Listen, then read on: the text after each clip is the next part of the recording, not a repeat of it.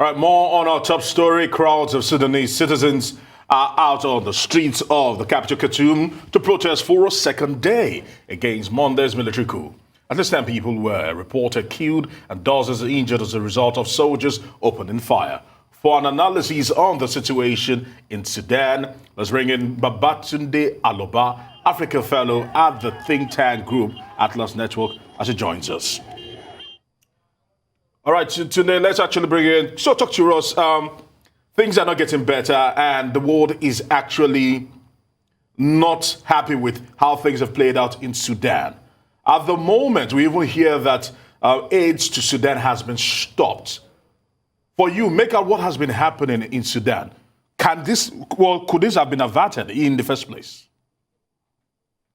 Thank you. I think this could have been averted if the Freedom and the Forces for Freedom Coalition, which is the FCC, headed by the now deposed Prime Minister Abdel Amdork, had solved the crisis it had within itself. Remember, 2 weeks ago or thereabout, there was a failed military coup, which was pretty much mounted out of frustration against the FCC's infighting, and of course, which has stalled its way of working with the military side of the coalition. So this could have been averted if Abdel Amdork had listened to the disgruntled element within the FCC, and perhaps if the FCC had renegotiated or come to terms to some sort of understanding with the military faction led by Abdel Fattah Burhan. So now that the tensions have continued to escalate and the aid has been cut, the internet and telephone services are haywire, I'm just wondering how do you think this will play out and how long it will take before they come to some kind of sit down at a table to discuss how to move forward? So I think the ball is in the court of the military leader, Mr. Burhan, and pretty much everything rests on him at the moment. The US can condemn, or the African Union or whatever other country can condemn or make statements.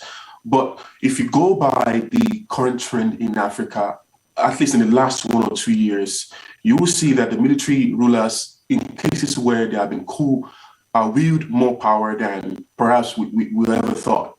For example, if you go to the case of Mali, when Assimi Goïta toppled the former president Ibrahim Keïta in 2020, and of course they created a transition government headed by Amdork, a civilian, and 9 months after Assimi Goïta again toppled Amdork. You go to the case in Guinea where Mamadou Doumbouya toppled the former president Alpha Condé, and I think last week pretty much swore himself in as the legitimate leader of Guinea until an election is being held. So you can see that from the trend, the military seems to be more interested in politics nowadays.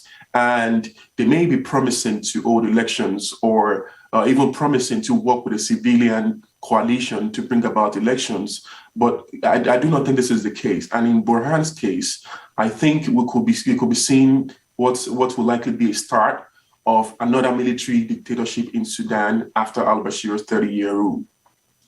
All right, Babatunde, some political analysts are saying that long-serving dictators are the ones opening the door for more coups to be happening in the continent of Africa. Is this the case here?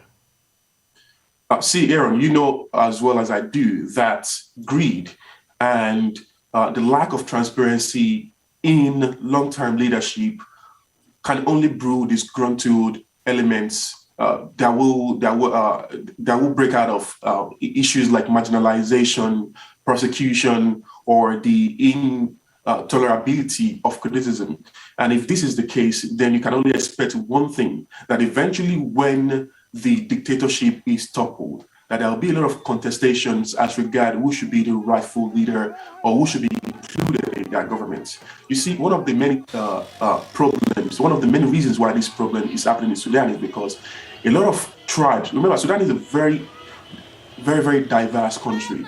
A lot of tribes or suburban regions, religious leaders, some village leadership have cried for that the 30 years of Bashir marginalize their regions or their people. And in the FCC led by Amdork, they want in, they want to be included, which was why they participated in the 2019 protest. But what Amdork did was that it pretty much created an elite gang within the FCC that marginalized or continued to marginalize the regular people, the clerics, the rebel leaders across Sudan. And it's pretty much a continuum from what we saw from the Arab Spring when Gaddafi was ousted, and there have been a lot of back and forth among rebel leaders. The same thing almost happened in Egypt and now Sudan. So it's a legacy of long-term dictatorship in Africa. Babatunde, can you speak on the humanitarian crisis? Sudan has a huge population. Obviously, like we said before, aid is being cut. There are people that are being killed, and it seems like tensions won't die down. What could we expect in the next couple of weeks from this? So you heard when Ned Price, the U.S.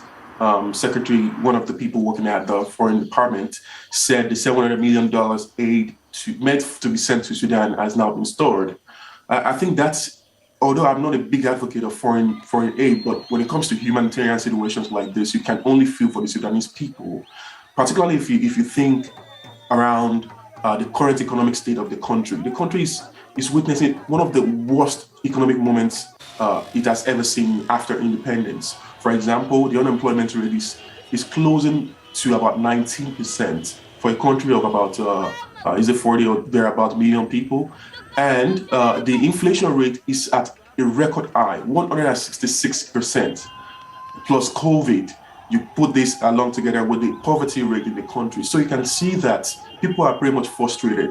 The fuel price in Sudan is about 2 times the price of 2019. So all this put together can only bring out the frustration in the people, which was why we saw protests and counter-protests last week on the street of Omdurman and Khartoum calling for Burhan to do something definitively. And I guess what is definitive in this case for Burhan is sending out all the civilian side of the coalition.